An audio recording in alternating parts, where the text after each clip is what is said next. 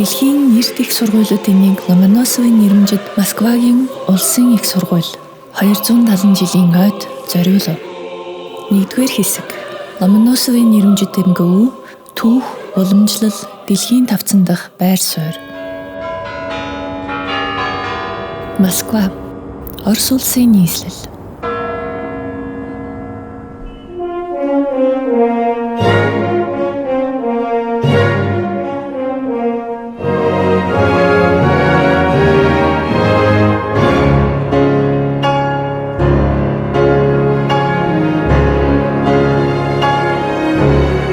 Воробьёвы горы дэх энэхүү сүр жавхланд байшингаас хот руу харахад хүн бүр нэг зүйлийг мэдэрдэг.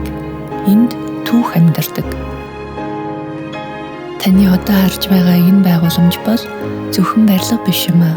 Энэ бол 270 жилийн туршид шилдэг оюун ухааныг төрүүлэн хүмүүжүүлж дэлхийн тавцанд гаргасан газруудын нэг.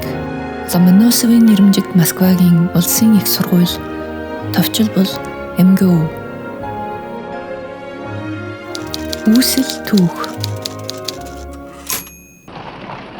1755 оны 1-р сарын 25 Оросын шинжлэх ухааны суурь тавигч, физик, хим, уран зохиол, гүн ухааны нэрт эрдэмтэн Михаил Васильевич Ломоносовын санаачлагаар Оросын хатан хаан Елизавета зарлиг гаргав. Москвад их сургууль байгуулна. Тэр үед Европын их сургуулиуд урт түүхтэй байсан боловч Орост ийм өргөн хүрээний нийтэд нээлттэй дээд боловсролын байгууллага байгаагүй байлаа. Ломоносов өөрөө язгууртан ухсааны хүн биш, энгийн загасчны хүү байсан. Энэ нь тэрхүү их сургуулийн үзэл санааг илэрхийлдэг. Мэдлэг бол хэн бүхний эрх юм аа. Сургуулийг анх гүн ухаан, хууль, анагаах ухаан зэрэг 3 факультеттай нээж байжээ. Оюутнуудын тоо анхандаа хэдхэн 100 байв. Цаг хугацаа өнгөрөх тусам элсэгчдийн тоо нэмэгдэж олон мянгад хүрэв. Хувьсгал ба хүнд цаг. 1917 оны хувьсгалын дараа МГУ нь шинэ нийгэм байгуулах тулгуур болов. Зөвлөлтийн засгийн газар боловсролд ихэд анхаарч МГУ-г улс орны шинжлэх ухаан, технологийн хөгжлийн голлох хэрэгсэл болгов. Оросын агуу эх орны дайн буюу 1941-с 45 онд МГУ-гийн олон багш, оюутнууд фронт руу явсан. Нийт 5,000 гаруй МГУ-гийн багш ба оюутнууд дайнд ам өргөджээ. Тэдний гэрэл зургууд өнөөдөр сургуулийн хан дэвтэрт дурсгал болон үлджээ. 1953 онд МГУ шинэ байраа нээв. Сталины 90 үеийн сонгодог барилгын тод жишээ болсон 36 давхар барилга нь Москвагийн тэнгэрийн хаяаг чимгэлдэг.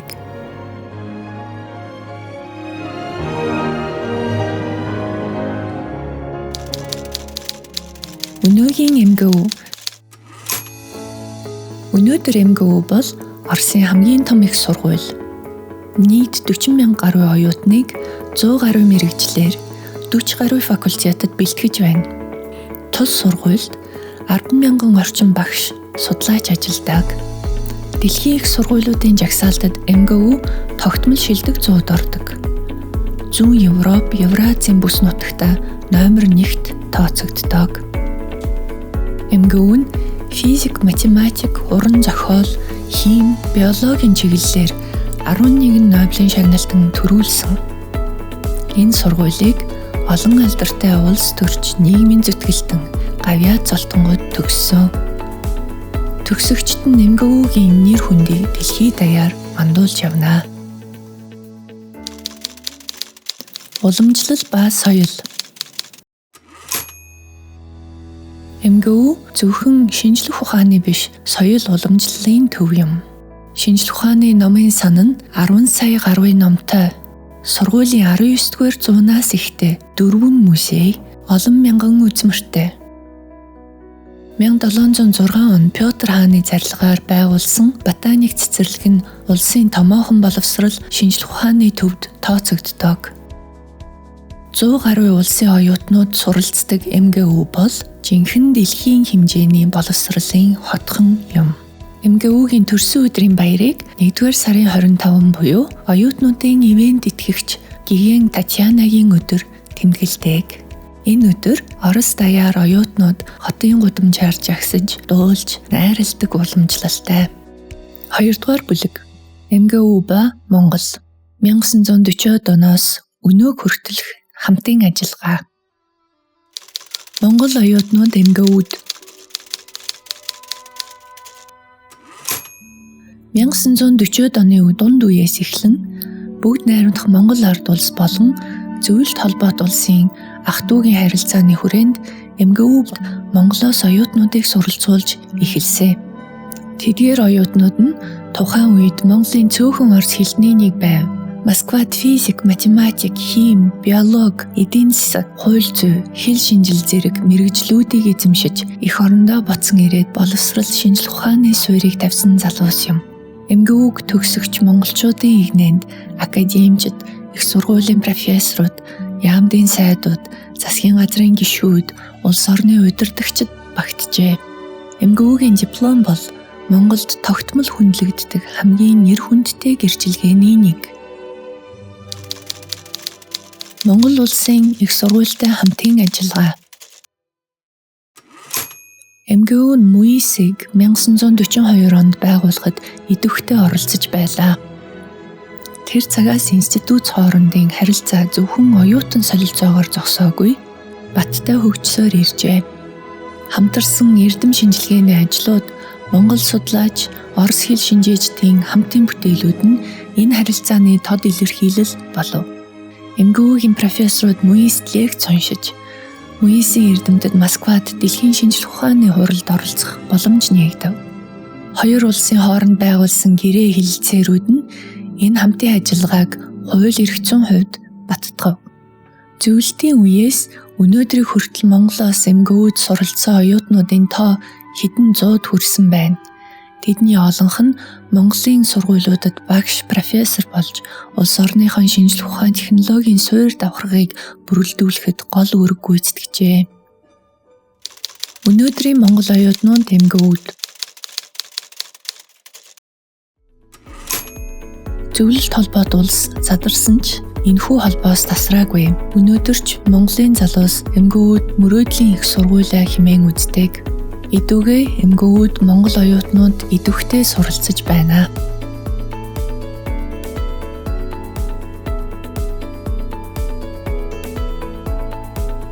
3-р хэсэг 270 жилийн ой Монгол дахь МГУ-гийн төгсөгчдийн уулзалт ба ярилцлага. Монголын МГУ-гийн төгсөгчдийн холбооны зохион байгуулсан сургуулийн 270 жилийн ойн арга хэмжээнд үе үеийн төгсөгчд нэгд ор цуглав.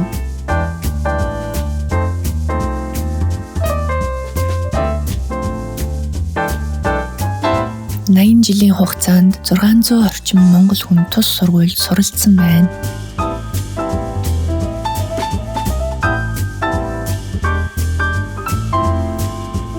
За өнөөдрийн 270 жилийн хавьд бид нар бол их сайхан тэмдэглэж байна. Анх 2005 онд Москвагийн сургуулийн 250 жилийн ой болно гэж бид нэр яаж одоо төрсэн сургуультай одоо бэлэг барих уу яах вэ их үү гэж ингээд ярьлаа.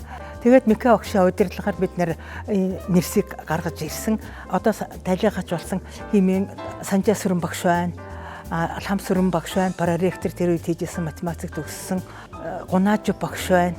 Жамсран багш байна. Энэ бүх хүмүүс бол дандаа Москвагийн сургуулийн баг анхны төгсчид 50-60 он төгссөн хүмүүс.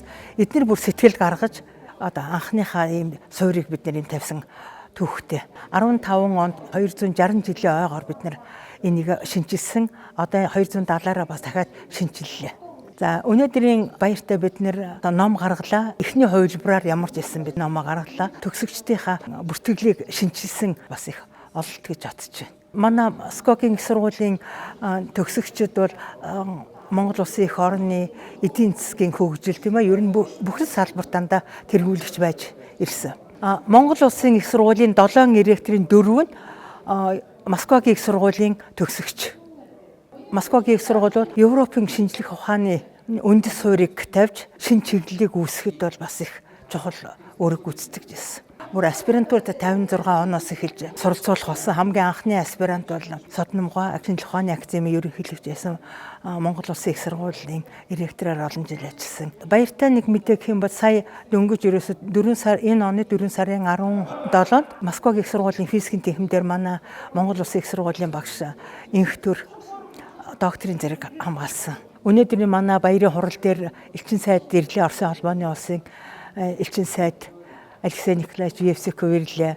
Москвагийн их сургуулийн садовничий манад баярын бичиг ирүүллээ. Ой болгоноор биднэрт дандаа баярын илгээлт ирдэг. Садовничгоотой нэг уулзаж ярилцж байхад тэгжсэн. Ректор болоод хамгийн анхны томилолтоо Монгол Улсын их сургууль дээр би ажил хийсэн. Тэгэхэд надад хүндэт доктор цолыг олгосон. Гадаадын ихтэй сургуулийн хүндэт доктор профессор хамгийн анхдагч нь байсан юм а. Би эндээ хайртай гэж хэлж ирсэн.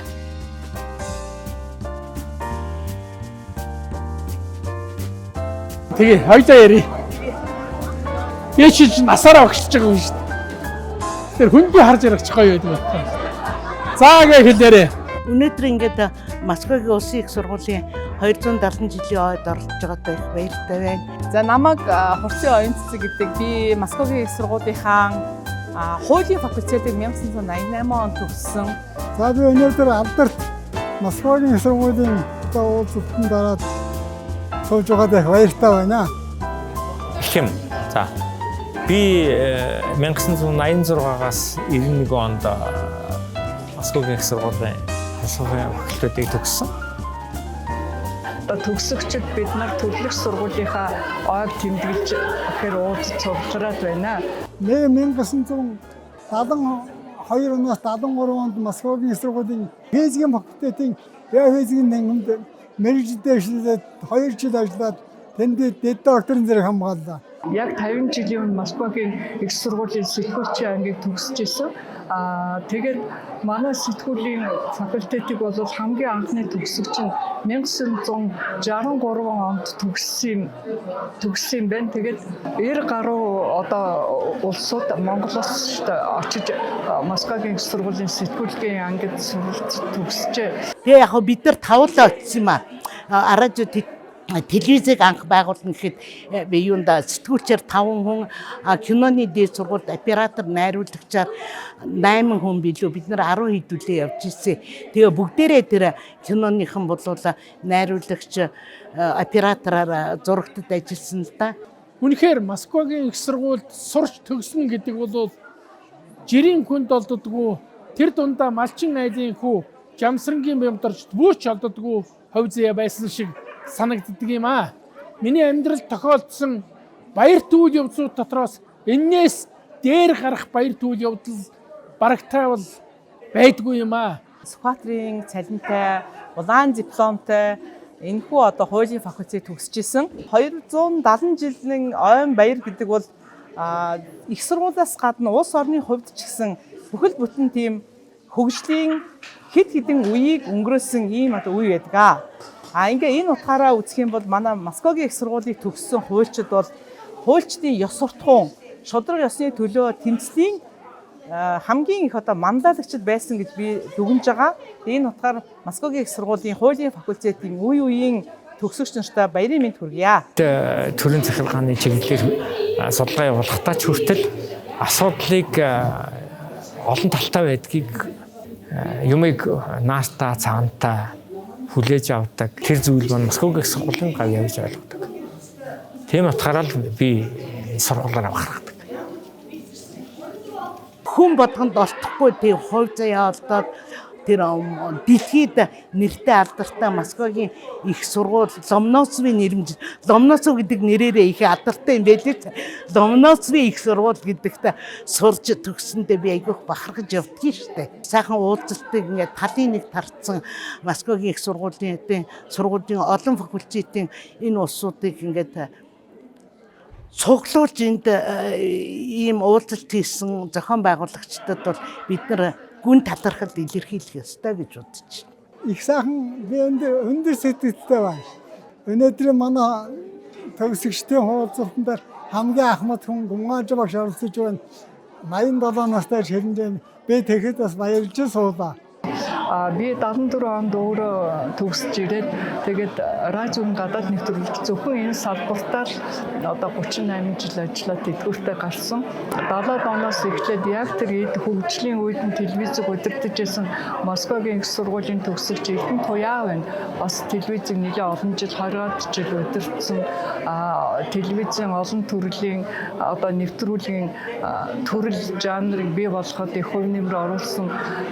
Тэгээ надтай хамт төгссөн Унсаа бол соёлын гавьяат зүтгэлтэн цолтой телевизэд одоо улсуудын мэддэг олон нэвтрүүлэг жишээлбэл акшн гэж нэвтрүүлэг энэ хүүхнүүдүүгээд нэвтрүүлгийг анх санаачлаад телевизээр гаргаж одоо тэднийг үзэгч олонтой тийм нэвтрүүлэг бэлтгэж гаргаж илээ. Өнөөдөр бид нар Москвагийн их сургуулийнхаа 270 жилийн ойн баярыг тэмдэглэн гэдэг бол бидний хувьд бол өөрсдийнхээ ажил үйлсийг дахин нэгэн харах, үнэлэх бид бүхэн их сургуульд сурж ирсэн эрдэмтэн багш нараасаа сурсан энэхүү одоо мэдлэг боловсролоо амьдралдаа хэрэгжүүлж ирсэн улс орныхаа эрх ашигын төлөө бид нар зориулж ясан уу гэдэг бодох нэгэн ийм сайхан цаг мөч өнөөдөр байлаа. 1979 онд Биохизийн тэнгэн байгуулагдаад Биохизийн тэнгмээр хичээл заажсан би 20 гаруй жил одоо ажилладаг. Сургалтыг явуулж байлаа, эрдэмтний ажлыг явуулж байлаа. Шинэ бүтээл онцтой саналж гаргаж байлаа.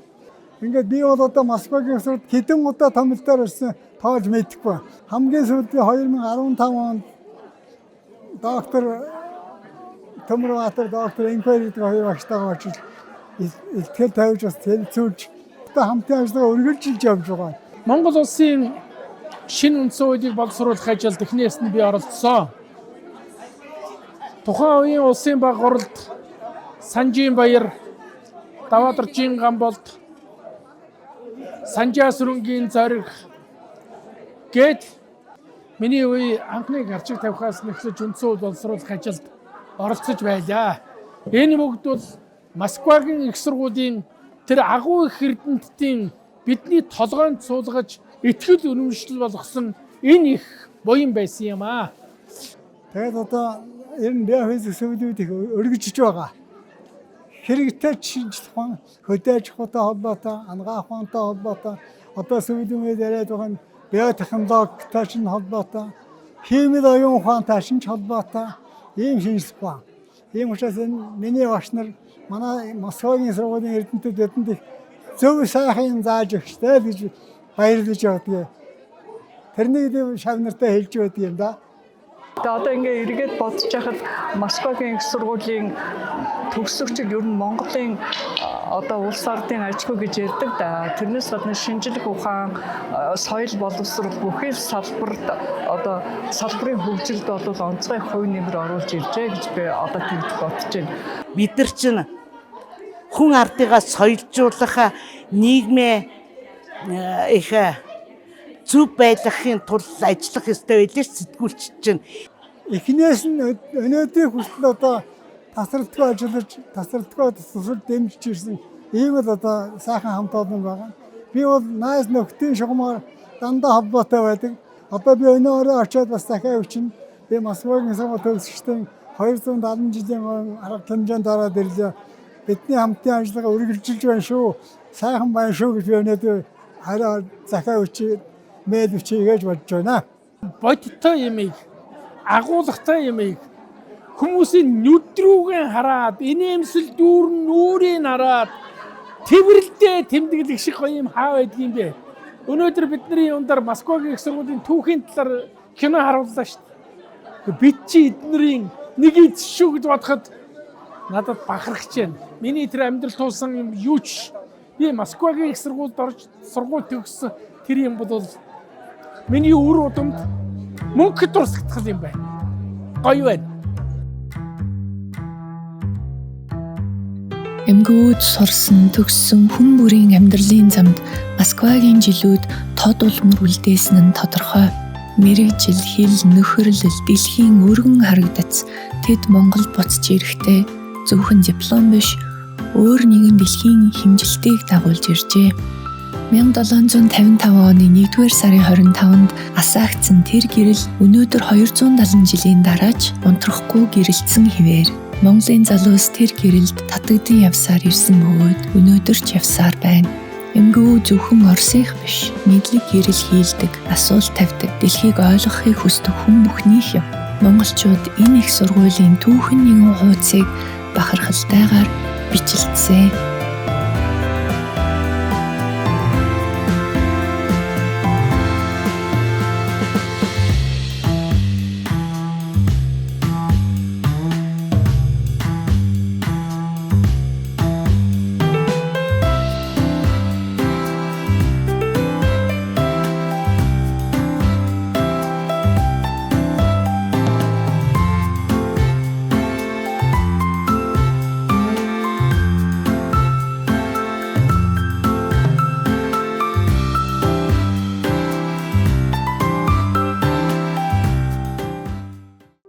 Эмгүүгийн 270 жилийн ой бол зөвхөн өнгөрсөн зүйлийг хүндлэх бус ирээдүйд чиглүүлэх асуултыг хөндлөсөн үйл явдал юм а. Мэдлэгийн хил хязгаарыг тэлж хамтын ажиллагаагаа цаашид яаж хөгжүүлэх вэ? Монголын хойч үеийнхэн эмгүүгийн үүдээр орохын тулд юу хийх вэ? Хариултыг өөрсдөөсөө хай. Дараагийн үеийн залуусыг урамшуулж, дэмжиж, мэдлэгийн замыг нь цугтаа засъя. Москвагийн улсын их сургууль 270 нас хүрлээ. Монголоос эмгүүд оюутан сурч эхлээд 80 гаруй жил өнгөрчээ. Энэ бол зөвхөн тоо биш, бидний хамтын түүх юм а.